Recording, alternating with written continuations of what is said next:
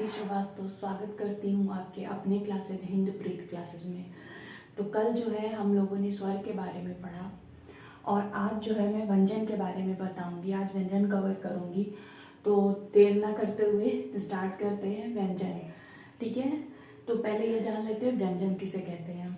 तो व्यंजन जिन वर्णों के उच्चारण में दो ध्वनियाँ सुनाई पड़ती हैं, मतलब जिनमें दो ध्वनियाँ सुनाई पड़ती हैं उन्हें व्यंजन कहते हैं। ठीक है, या स्वरों की सहायता से बोले जाने वाले वर्णों को या ध्वनियों को व्यंजन कहते हैं। मतलब व्यंजन जो भी होगा वो बिना स्वर के नहीं बोला जाएगा, ये आप जान लीजिए। स्वर स्वतंत्र रूप से बोला जाता है, उसमें व्यंजन की जरूरत नहीं होती, लेकिन किसी भी व्यंजन को बोलने के लिए हमेशा स्वर की जरूरत पड़ती है। ठीक है, और व्यंजनों की संख्या कितनी होती है? 33। और जो द्विगुण व्यंजन होते हैं उनके जुड़ने पे ये 35 हो जाते हैं। द्विगुण व्यंजन आपको बताए थे ढा और ढा। ठीक है, ढा और ढा, ये याद रखिएगा। द्विगुण व्यंजन किसे कहते हैं? वो व्यंजन जिसमें दो गुण पाए जाते हैं। अगला ये भी इंपॉर्टेंट है, प्रत्येक व्यंजन के उच्चारण में आ स्वर मिला होता है। मतलब जितने भी व्यंजन आप यूज करेंगे, बोलेंगे या लिखेंगे, उसमें आ जुड़ा होता है, आ स्वर। ठीक है, जैसे मैंने यहाँ पे कुछ उदाहरण लिख दिया है, जैसे का किससे बना है? आधा का, मतलब जब नीचे हलंत लग जाता है तो आधा हो जाता है। आधा का प्लस आ, का। टा, आधा टा प्लस आ, टा। चा, आधा चा प्लस आ, चा। पा, आधा पा प्लस आ, पा। ठीक है, और जितने भी आपके व्यंजन होंगे सब ऐसे ही बने होते हैं। ठीक है, तो ये आपका क्लियर हो गया। ठीक है, अब आगे बढ़ते हैं। तो अब जान लेते हैं व्यंजन कितने प्रकार के होते हैं। स्वर का प्रकार तो मैंने बताया था, अब व्यंजन के प्रकार। तो व्यंजनों का वर्गीकरण, जो सबसे पहला व्यंजन होता है वो स्पर्शी व्यंजन है। स्पर्श व्यंजन जिन व्यंजनों का उच्चारण करते समय हवा फेफड़ों से निकलते हुए मुंह के किसी विशेष स्थान, कंठ, तालु, मूर्धा, दंत, ओठ को स्पर्श करते हुए निकले। मतलब जब हम कोई भी व्यंजन बोले तो वो व्यंजन कंठ, तालु, मूर्धा, दंत, ओठ को अगर स्पर्श करते हुए निकलती है तो वो स्पर्शी व्यंजन कहलाती है। ठीक है, और स्पर्शी व्यंजन कितने होते हैं? 25। ये तो मैंने आपको बताया ही। अब ये 5 वर्ग में विभाजित है। पहला क्या है? का वर्ग। का वर्ग में का, खा, गा, घा, अंगा। ठीक है, और का वर्ग कहाँ से बोले जाते हैं? कंठ से। ठीक है, जैसे का, खा, गा, घा, अंगा, ये कहाँ से बोले जा रहे हैं? कंठ। दूसरा आपका है तालु, चा वर्ग। चा, छा, जा, झा, इया, ये कहाँ से बोले जाते हैं? तालु से। तालु ऊपर होता है ना, सबको पता है कि आपके ये मुंह जो होता है आपके, उसके ऊपरी छत का पिछला भाग तो तालु कहते हैं, ऐसे सबको पता होगा। जब आप बोलते हैं तो कहाँ से होता है? चा, छा, जा, झा, इया। ठीक है, अगला है मूर्धा। ये आपके अगला भाग होता है, मुंह के भीतर ऊपरी छत का अगला भाग। ठीक है, मूर्धा होता है उसे। टा, ठा, डा, ढा, अड़ा। अगला आपका दंत, मतलब दांत। ठीक है, वो ता वर्ग में आता है। ता, था, ता, था, दा, धा, ना। मतलब ये व्यंजन बोलने के लिए आपके दांत जो है टच होते हैं। अगला ओठ, पा, फा, मतलब पा वर्ग। पा, फा, बा, भा, मा। इसको जब आप बोलते हैं तो आपके ओठ टच होते हैं। पा, फा, बा, भा, मा। ठीक है, तो ये आपके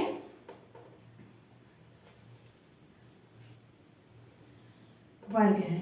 ठीक है, ये पूरा 5 5 10 15 15 5 24 25 25, पूरा टोटल कितने होते हैं 25। याद रखिएगा का वर्ग, चा वर्ग, टा वर्ग, ता वर्ग, पा वर्ग। इससे अधिकतर क्वेश्चन पेपर में पूछे जाते हैं। जैसे कोई भी व्यंजन दे देगा, जैसे छा दे देगा और आपसे पूछेगा ये इनमें से किससे बोले जाने वाले व्यंजन है, तो आप कंठ दे देगा, तालु दे देगा, मूर्धा दे देगा, दंत दे देगा, तो आपको बताना है कि किससे बोले जाने वाले व्यंजन है। ठीक है, तो आप इसको नोट कर लीजिएगा, ये बहुत ही ज़्यादा इम्पोर्टेंट है, ये पेपर में ज़रूर पूछा जाता है। ठीक है, इतना आप लोगों को क्लियर हो गया। अब जानते हैं व्यंजन जो है आपके जो क्या कहते हैं स्पर्शी व्यंजन होते हैं, वो घोषत्व के आधार पर और मतलब क्या क्या होते हैं वो हम आपको बताते हैं। घोषत्व के आधार पर और प्राणत्व के आधार पर। ठीक है, पहला तो देखिए पहला होता है अघोष। अघोष मतलब जिन वर्णों के उच्चारण में स्वर तंत्रियां कंपित ना हो, मतलब जिनको बोलते समय जो हमारी स्वर तंत्रियां मतलब ये कंपित ना हो। ठीक है, कंपन ना करे ये चीज। तो हर वर्ग का पहला और दूसरा व्यंजन, हर वर्ग का जो 5 वर्ग मैंने आपको बताया है उसका पहला और दूसरा व्यंजन, जैसे मैंने पहले वर्ग का ही लिखा है का और खा, इसको बोलते समय जो है स्वर तंत्रियां कंपित नहीं हो रही हैं। ठीक है, अगला है सघोष। सघोष को घोष भी बोलते हैं, बहुत जगह घोष भी लिखा है, बहुत जगह सघोष भी लिखा है, तो आपको कंफ्यूज मत होइएगा। जिन ध्वनि को बोलने के उच्चारण में स्वर तंत्रियां कंपित हो, मतलब जिसको बोलने में हमारी ये तंत्रियां ये चीज कंपित हो। ठीक है, हर वर्ग का तीसरा, चौथा और पांचवा व्यंजन, मतलब जो पांचों वर्ग है उसका तीसरा, चौथा और पांचवा मतलब लास्ट के तीनों, ये आप याद रखिएगा। अघोष पहले मतलब शुरुआत के 2 और सघोष लास्ट के 3। ठीक है, अब ग जैसे ग, घ, अंगा, आप जब बोलेंगे ना तो आपको खुद ही ये महसूस होगा कि ये चीज कंपित हो रहा है। ठीक है, फिर अगला है प्राणत्व के आधार पर भी 2 प्रकार के होते हैं, अल्प प्राण और महाप्राण। अल्प प्राण किसे कहते हैं, जिन वर्णों के उच्चारण में मुख से कम हवा निकले, मतलब जिसको बोलते समय हमें ज़्यादा मेहनत नहीं करनी पड़ती है, उसे अल्प प्राण कहते हैं। ये हर वर्ग का पहला, तीसरा और पांचवा व्यंजन होता है। पहला, तीसरा और पांचवा व्यंजन होता है जैसे ग, जैसे बड़े आसानी से हम बोल लेते हैं ग, घ, अंगा, हमें कोई मेहनत नहीं करनी पड़ रही, आराम से निकलता है। और पहला, तीसरा और पांचवा आप ऐसे याद रखिएगा कि ये विषम संख्या है। ठीक है, तो आपको ये भूलेगा नहीं, विषम संख्या है तो ये भूलेगा नहीं, ग, घ, अंगा। महाप्राण जिन वर्णों के उच्चारण में मुख से अधिक हवा निकले, मतलब जिसको बोलते समय हमें ज़्यादा मेहनत करनी पड़ती है, मतलब ज़्यादा क्या मतलब थोड़ी सी ज़्यादा मेहनत करनी पड़ती है, उसे जो है महाप्राण कहते हैं। जैसे ये हर वर्ग का दूसरा और चौथा व्यंजन होता है। ठीक है, अब आप इसको क्या याद रखेंगे, सम संख्या। सम विषम सबको पता है ना, तो ये विषम संख्या है, विषम संख्या आप भूलेंगे नहीं इससे। जैसे खा, घा, ठीक है, थोड़ा सा मेहनत करना पड़ रहा है, तो ये चीज़ आप लोग नोट कर लीजिए, ये बहुत इंपॉर्टेंट है, ये भी पेपर में अधिकतर पूछा जाता है आप लोगों से, तो इसको नोट कर लीजिए। और अगर कोई डाउट हो तो ज़रूर मुझसे पूछिएगा। अभी मैं इसका एक चार्ट बना दे रही हूँ, ठीक है, वर्ग का, और सघोष, सघोष, अल्प प्राण, महाप्राण, उसको जरूर नोट कर लीजिएगा, उससे आप भूलेंगे। ठीक है, तो दोस्तों मैंने यहाँ पे एक चार्ट बना दिया है, सब कुछ एक में कर दिया है, आपको कोई प्रॉब्लम ना हो इस वजह से। ठीक है, आप लोग एक बार समझ लो इसको। पहले तो उच्चारण स्थान, ठीक है, जो मैंने बताया, कंठ, तालु, मूर्धा, दंत, ओठ। फिर वर्ग का, चा, टा, था, पा। फिर ठीक है, सारे वर्ग के प्रकार। अब आप लोग ये जान लो, अघोष, अघोष, घोष, घोष, घोष, अल्प प्राण, महाप्राण, अल्प प्राण, महाप्राण, अल्प प्राण, ऊपर मैंने लिख दिया है। का, खा, गा, घा, अंगा, चा, छा, जा, ये पूरा मैंने माँ तक लिख दिया है। ठीक है, अब आप लोग ये जान लो कि जो मैंने बताया, पहले तो घोष कैसे पहचानेंगे आप। घोष को मैंने बताया पहला और दूसरा जो है वो क्या है, अघोष है। ठीक है, पहला और दूसरा क्या है, अघोष है। और तीसरा, चौथा और पांचवा क्या है, ये घोष, मतलब आगे का 2 और पीछे का 3, ऐसे मैंने बताया ना याद करने के लिए। और फिर अल्प प्राण और महाप्राण कैसे याद करेंगे, विषम संख्या और सम संख्या के अकॉर्डिंग। ठीक है, अल्प प्राण क्या है, 1, 3 और 5, और महाप्राण 2 और 4। मतलब सम संख्या और विषम संख्या, ऐसे आप लोग याद करेंगे। तो ये चीज़ आप लोग नोट कर लीजिए, बहुत इंपॉर्टेंट है, आप लोग इससे भूलेंगे नहीं। अगर कोई भी डाउट होगा तो प्लीज़ पूछ लीजिएगा। वैसे मैं कोशिश कर रही हूँ कि हर एक चीज़ आपको स्वर और व्यंजन में क्लियर कर दूँ, जिससे आप लोगों को कोई डाउट ना रहे, ठीक है। ऐसा आपको बता रही हूँ द्विगुण व्यंजन, तो ये भी मैं आपको बता दूँ। द्विगुण व्यंजन वर्णमाला में जो वर्ण शब्दों के रूप में नीचे अनुस्वार बिंदु के साथ प्रयोग हो, ठीक है, उन्हें द्विगुण व्यंजन कहते हैं। द्विगुण व्यंजन जैसे ढ़ और ढ, ठीक है। जैसे आप लिखते हैं सड़क, तो सड़क में ये अनुस्वार बिंदी लगती है, ठीक है, डा के साथ। पढ़ाई, ये ढा के साथ अनुस्वार बिंदी लगती है, ठीक है। तो वर्णमाला में जो वर्ण शब्दों के रूप में नीचे अनुस्वार बिंदु लगा हो, वो आपका क्या है, द्विगुण व्यंजन। द्विगुण व्यंजन दो होते हैं, ढ़ा और ढा, ठीक है। आप भूलिएगा मत, ये भी कभी कभी पूछा जाता है, ये भी इंपॉर्टेंट है, नोट कर लीजिएगा, ठीक है। अंतस्थ व्यंजन, अंतस्थ व्यंजन क्या होता है, जिन वर्गों का उच्चारण वर्णमाला के बीच अर्थात स्वरों और व्यंजनों के बीच में होता है, मतलब जो वर्णमाला के बीच में जिन वर्णों का उच्चारण होता है उन्हें अंतस्थ व्यंजन कहते हैं। जैसे या, रा, ला, वा, ये कितने प्रकार के होते हैं, 4। आपको मैंने अभी तक बताया है स्पर्शी व्यंजन कितने होते हैं, 25 होते हैं। अब ये आपके अंतस्थ व्यंजन कितने हुए, 4। 2 आपके द्विगुण व्यंजन हुए। तो आपको स्टार्टिंग में ही मैंने सब लिखा था कि कितने कितने क्या होते हैं और टोटल कैसे 52 होते हैं, ठीक है, तो आपको पता होगा, ठीक है। तो ये आप लोग अंतस्थ व्यंजन, ठीक है। कोई डाउट तो प्लीज पूछेगा। अब 2 और बचा है, वो भी मैं क्लियर कर दे। आपको 3 व्यंजन क्लियर हो गया, स्पर्शी व्यंजन और कौन सा, अंतस्थ व्यंजन, द्विगुण व्यंजन, ठीक है।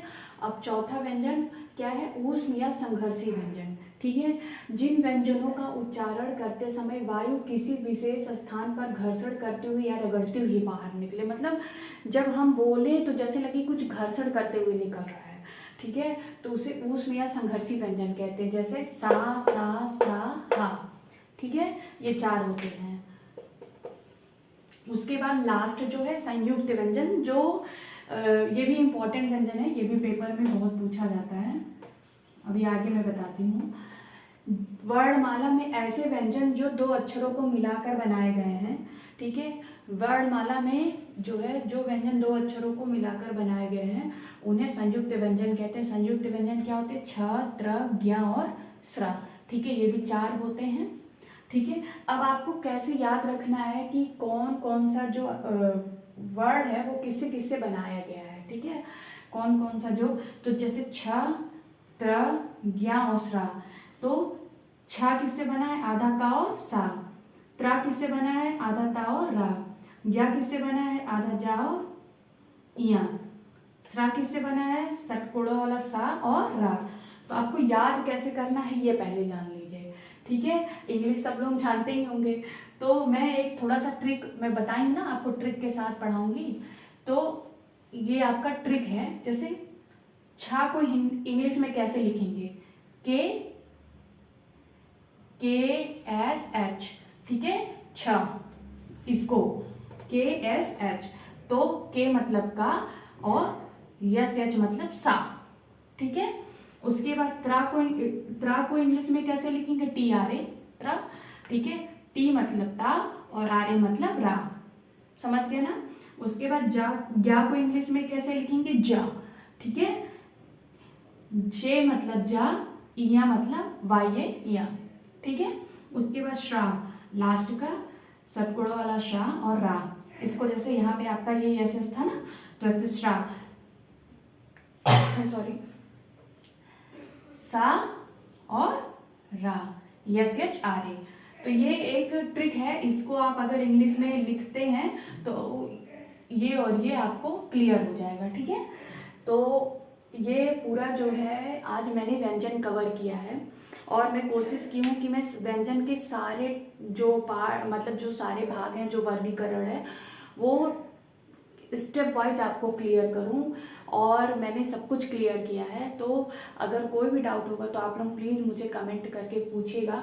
वैसे मैंने अपनी पूरी कोशिश की है, व्यंजन पूरा कवर किया है। तो आपको मेरा ये क्लास कैसा लगा प्लीज़ कमेंट करके बताइएगा। Thank you for watching.